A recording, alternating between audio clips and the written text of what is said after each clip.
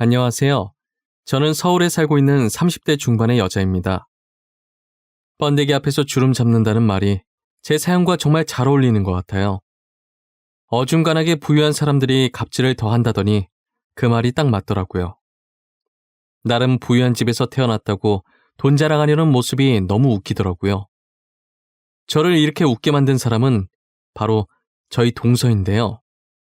저는 결혼한 지 이제 4년이 지났고 동서는 결혼한 지 2년 정도가 되었어요. 동서가 어느 회사 사장의 외동딸이며 재벌집 며느리라고 시댁에서 엄청 대우를 받았었어요. 그렇다고 제가 시댁 식구들한테 구박을 받거나 시집살이를 살았던 건 아니고요. 저희 집안도 아버지가 사업을 조금 크게 하셔서 나름 부유한 집안에 속했거든요. 그런데 저희 집안은 할아버지가 자수성가하신 분이라 돈으로 사람들을 평가하고 편 가르는 걸 좋아하지 않는 편이세요. 그런 할아버지 밑에서 크셔서 그런지 아버지도 어딜 가든 돈 좀 있는 사람이라고 티내는 걸 싫어하셨어요. 그리고 가난하다고 돈이 없다고 사람을 무시하는 분도 아니셨고요. 그래서 제가 상견례를 할 때에도 아버지께서는 시댁 식구들한테 조그만 사업한다고만 소개하고 정확히 어떤 기업인지는 말하지 않으셨어요. 제가 좋으면 그만이라고 시댁 식구가 어떤 집안이든 오케이 하셨고요. 저도 딱히 아버지께서 밝히는 걸 원치 않으시는 것 같아서 별말 하지 않았고요. 그렇다고 남편이 아버지 무슨 일 하시냐고 따져 묻지도 않았죠. 동서는 그런 저와 다르게 자신이 꽤나 있는 집안의 딸이라는 티를 팍팍 내고 다니더라고요. 시댁에 처음 인사 왔을 때부터 온몸을 명품으로 칭칭 감고 고개를 빳빳하게 들고 있었죠. 어떤 면에선 당당하다 볼 수 있지만 또 다른 면에선 굉장히 사람을 무시한다고 볼 수도 있었어요. 서방님은 재벌 안에 놓칠까봐 하루 종일 굽신굽신 동서 시중 들기 바쁘더라고요. 저는 그 모습을 보고 얼마나 대단한 집안이길래 자존심 센 서방님이 저렇게 절절매고 있을까 엄청 궁금했어요. 정말 서방님은 자존심 빼면 시체일 정도로 자존심밖에 가진 게 없는 사람이었거든요.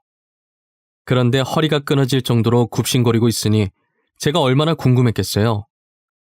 동서는 결혼하고 명절만 되면 몸이 아프다는 핑계를 대고 한참 늦게 시댁에 왔어요. 아프다는 동서 때문에 자연스럽게 모든 일은 미리 시댁에 와 있던 제 차지가 되었죠. 저는 처음에 진짜 아픈 줄 알고 걱정되는 마음에 많이 아프냐고 문자를 보내기도 했었는데 이게 다음 명절에도 계속되니까 괜히 일하기 싫어서 꾀병 부렸다는 걸 알겠더라고요. 어쩐 사람이 그렇게 한결같던지 항상 제가 음식을 다 해놓을 때쯤이면 몸이 괜찮아졌다고 하면서 시댁에 와서 제가 만들어 놓은 음식을 손으로 집어먹더라고요. 시댁에 들어온 동서를 본 서방님 반응이 더 가관이었어요. 아픈 사람이 왜 왔냐면서 이렇게 아픈데도 시댁에 와서 명절 챙기는 며느리는 아마 동서밖에 없을 거라면서 입에 단내가 날 정도로 유난을 떨더라고요. 집에서 재벌집 동서한테 어떻게 아부를 떨지 안 봐도 눈에 환했어요. 동서는 음식을 손으로 집어먹더니 가방에서 흰 봉투를 꺼내더라고요. 누가 봐도 돈 봉투라는 것을 알 수 있었어요. 그리고는 수고했다면서 식탁에 올려놓고 가는 거예요. 결혼하고 처음 맞은 명절에도 이러더니 또 돈으로 때우려고 하더라고요. 저는 돈 봉투를 들고 어이가 없어서 가족들 다 모여있는데 동서를 불러 세웠어요. 동서, 이건 아니지 않아? 작년에도 그러더니 내가 저번에 이렇게 돈만 던져주는 거 예의가 아니라고 분명히 말했을 텐데? 내 말은 들을 가치도 없다는 거야? 형님, 저는 형님이랑 뭘 하자는 게 아니라 저 때문에 형님 혼자 일하셨으니까 죄송해서 제가 드릴 게 돈밖에 없으니까 수고하셨다고 그걸로 맛있는 거 사드시라고 드린 거죠. 드릴 게 돈밖에 없다고? 동서 말 진짜 이쁘게 한다. 돈 많은 거 자랑하는 거야? 내가 뭐 이딴 돈 달라고 한 적 있어? 내가 동서한테 돈 달라고 한 적도 없잖아. 죄송해서 돈 드린 게 도대체 뭐가 문제예요? 아, 혹시 돈 액수가 부족하세요? 에이, 형님 그렇게 안 받는데 돈 되게 밝히신다. 내가 그지야? 돈이면 다 되는 줄 아는 거야? 아프다는 거짓말도 이제 그만해. 한두 번도 아니고 지금 뭐 하는 짓이야 이게? 돈이면 다 되는 거 아닌가요? 혹시 형님 저한테 자격지심 있으세요? 괜히 돈 많은 저한테 열등감 느끼시냐고요. 재수씨, 손윗 사람한테 이게 무슨 말버릇이에요? 그냥 죄송하다고 하면 될 일을 왜 이렇게 키워요? 솔직히 매번 아프다는 핑계로 느껴와서는 돈만 던져주는 재수씨가 잘못한 거 맞잖아요. 안 그래요? 아주버님, 말을 어떻게 그렇게 하세요? 아프다는 핑계 대다니요. 저 정말 아팠어요. 그래서 죄송해서 돈이라도 드린 건데 그게 그렇게 잘못한 일이에요? 그래, 형. 우리 와이프 진짜 아팠어. 내가 쉬라고 한 거 억지로 여기까지 온 사람인데 너무한다. 형수님도 너무해요. 맛있는 거 사드시라고 준 성의를 어떻게 이런 식으로 받아요? 동서가 내민 돈봉투 하나로 명절 분위기가 초상집 분위기로 바뀌어 버렸어요. 서방님은 와중에 또 동서 편 든다고 난리도 아니더라고요. 저희가 한바탕 싸우고 있을 때 시어머니께서 와서 말리기 시작하시더라고요. 첫째가 하는 말 틀린 거 없어. 돈만 주고 가는 거 솔직히 예의 없는 행동이잖니. 다음부터는 둘째 너도 일찍 와서 첫째 거들어 주면서 같이 음식 만들거라. 어머님까지 진짜 왜 그러세요? 제가 그냥 안 오고 싶어서 안 온 것도 아니고 아파서 못 온 건데 이렇게까지 혼날 일이에요? 어머님도 돈이 부족하신 거예요? 동서, 진짜 보자 하니까 계속 이런 식으로 행동할래? 도대체가 어떻게 된 게 시어머니 앞에서 못하는 소리가 없어? 제가 틀린 말 했냐고요. 저는 아파서 못 온 죄밖에 없는데 그래도 명절 다 같이 보내려고 몸 괜찮아지자마자 온 건데 제가 뭘 그렇게 잘못했어요? 아파서 다 죽어가던 사람이 불과 3시간 만에 낫는다는 게 말이 된다고 생각해? 당신은 말이 된다고 생각하는 상황이야, 이게? 말이 안 되지. 어떻게 명절만 되면 아플 수가 있어? 한두 번이어야 우리도 믿지. 며느리가 둘인데 매번 당신만 고생하는 꼴 더 이상 못 보겠어. 저희의 말다툼은 시어머니가 끼시면서 그렇게 다시 2차전이 시작되었어요. 듣고만 계시던 시아버지께서 참다 못해 결국 저희 부부 편에 서서 동서에게 한마디 거들더라고요. 둘째야, 사람은 돈보다 인성이 먼저가 되어야 한단다. 지금 둘째 네가 보여주는 행동은 정말 저급한 행동이구나. 여기서 너보다 어린 사람은 없어. 아버님까지 왜 그러세요? 정말 이 집안 사람들이랑 도저히 말이 안 통해요. 제가 뭘 그렇게 잘못했어요? 저 다시는 시댁에 안 올 거예요. 먼저 가볼게요. 여보, 어디가? 아, 진짜 왜들 그래? 우리 집사람이 어느 집안 사람인 줄 알고 다들 이렇게 막대하는 거야? 무려 땡땡건설이라고. 땡땡건설. 잠시만, 서방님 어디라고요? 땡땡건설이요? 제가 아는 그 땡땡건설 말씀하시는 거 맞아요? 동서가 그 집안 사람이에요? 예, 맞아요, 형수님. 이제야 사태 파악이 되셨어요? 알고 나니 아차 싶죠? 이젠 어떡할 거예요? 다신 여기 안 오겠다는데 앞으로 형수님 혼자 잘해보세요. 서방님이 저리도 유난을 떨길래 엄청 대단한 기업의 딸인 줄 알았는데 들어보니 저희 아버지가 지금 투자해주고 있는 회사가 동선의 아버지가 운영한다던 회사더라고요. 시댁이 원체 못 살아서서 그런 집안에도 재벌이라고 벌벌 떠는 것이었어요. 순간 저도 시댁에 적응하다 보니 잊고 있었어요. 저희 아버지의 존재를요. 그런 집안이면서 여기로 시집와서는 온갖 유세란 유세는 다 부렸다는 생각이 들게 되더니 동서가 그 뒤로는 정말 별게 아닌 사람으로 보이더라고요. 시댁에서 동서를 재벌이라고 떠받들며 살길래 제가 괜히 동서한테 훈계한다고 나댔다가 시댁에 피해갈까봐 그리고 사업하면서 이래저래 알고 계실 친정 아버지께도 피해갈 수도 있으니 제 딴에는 몸살이고 있었거든요. 그런데 저희 아버지가 지금 그 회사를 쥐락펴락하고 있으니 제가 막대해도 전혀 상관없겠다는 생각이 갑자기 들더라고요. 그리고 제가 기다리고 기다리던 다음 명절이 다가왔어요. 어김없이 서방님 혼자 와서는 동서가 시댁 안 온다고 하는 걸 설득해서 오긴 할 건데 오늘도 역시나 아파서 늦게라도 오겠다고 했다더라고요. 그리고 차례하기 몇 분 전에 와서 또 음식을 집어먹고 있었어요.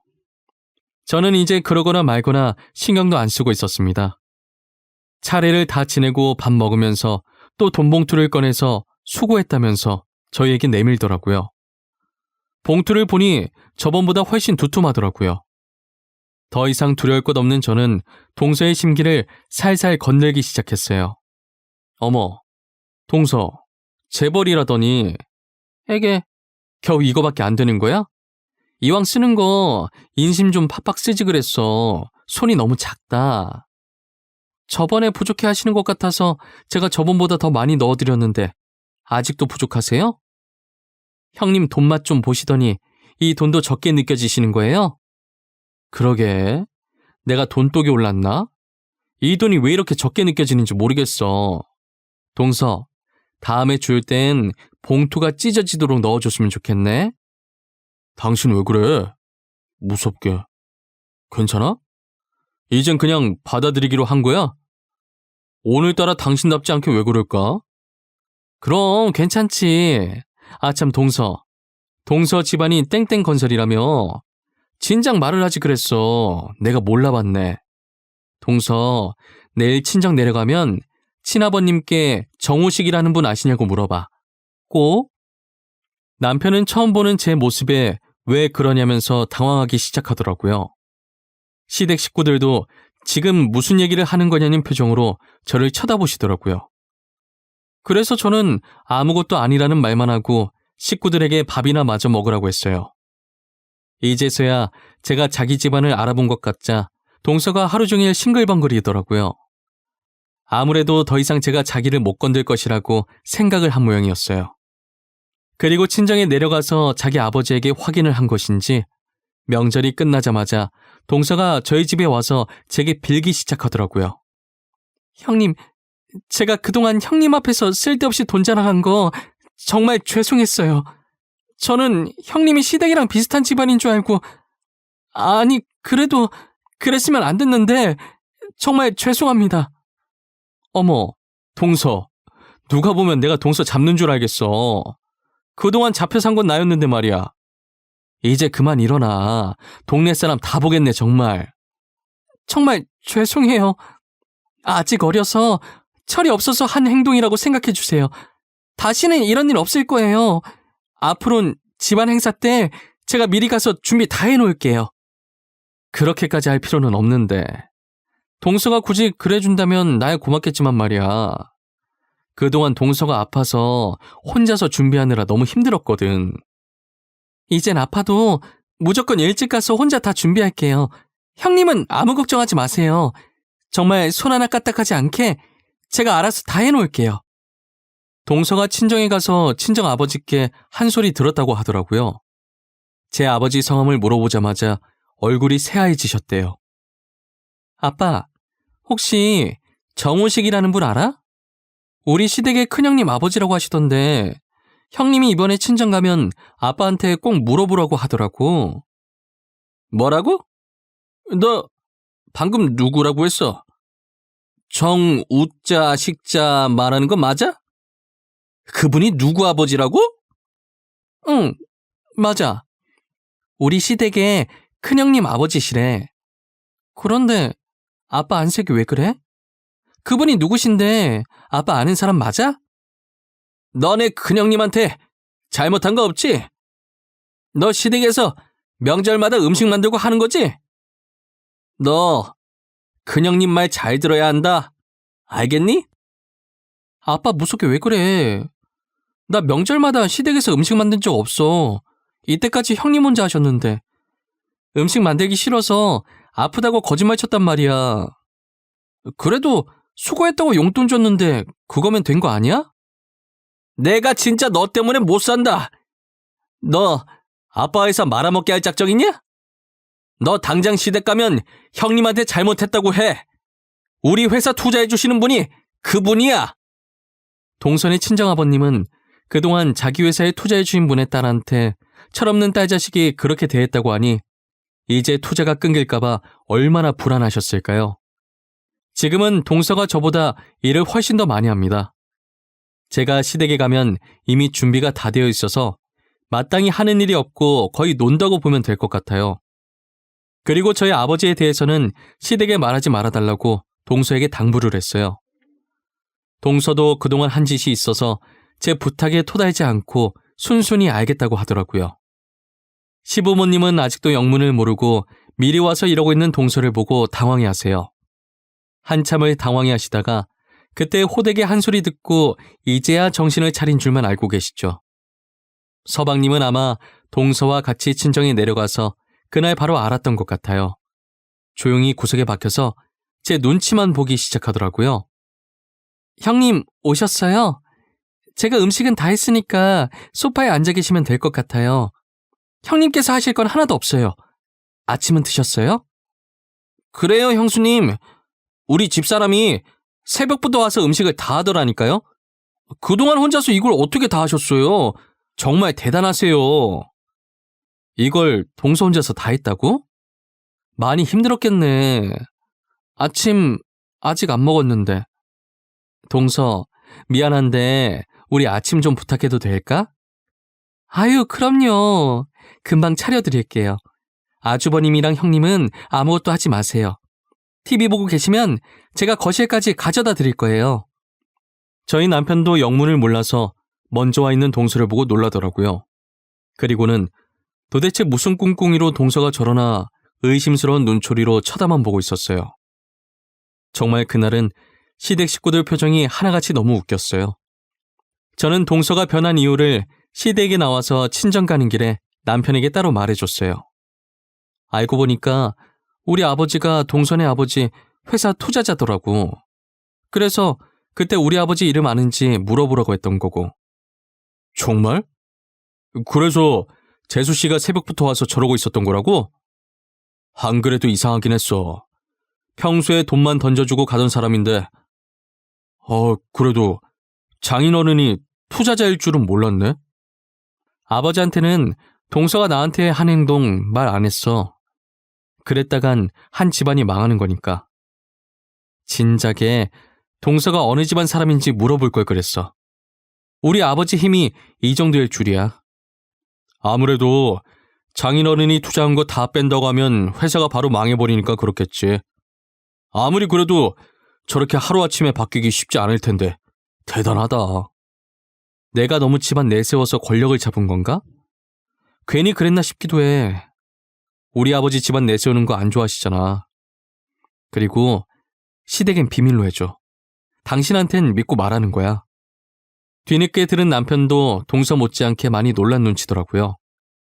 저희 아버지가 사업한다고 듣긴 했지만 다른 회사의 투자자일 줄은 꿈에도 몰랐던 것이죠. 남편은 제가 믿고 말해도 될 것 같아서 이렇게 말하는 거라고 시댁엔 비밀로 해달라고 했어요. 동서에게 쩔쩔매는 관계보다 지금처럼 시부모님과 편한 관계가 좋다고요. 남편도 제 말이 맞다고 생각한 것인지 쉽게 알겠다고 하더라고요. 저는 시부모님과 딱 지금 같은 관계가 좋았어요. 저를 동서와는 다르게 편하게 딸처럼 대해주시거든요. 괜히 제가 부유한 집안이라고 눈치 보게 만들고 싶지 않았어요. 시부모님께서 아들밖에 없는데 살아계시는 동안에는 제가 시댁에 자주 오고 가며 딸 노릇까지 해드리고 싶어요. 그리고 동서와도 앞으로 좋은 관계를 유지하고 싶습니다. 아무래도 형님과 동서 사이라 약간의 벽이 있어야 한다는 생각을 하기 때문에 친언니, 친동생만큼은 못 지내더라도 지금보다는 더 친하게 허물없이 지내고 싶어요. 제가 편하게 언니라고 생각하라고 해도 아직 제게 쩔쩔매고 눈치를 보고 있더라고요. 언젠가는 서로 눈치 보지 않고 속마음을 털어놓으면서 편하게 지내는 날이 오겠죠. 저는 그날이 오기만을 기다리고 있어요. 제 이야기는 여기까지입니다. 지금까지 들어주셔서 감사하고 늘 웃음만 가득하시길 바랍니다.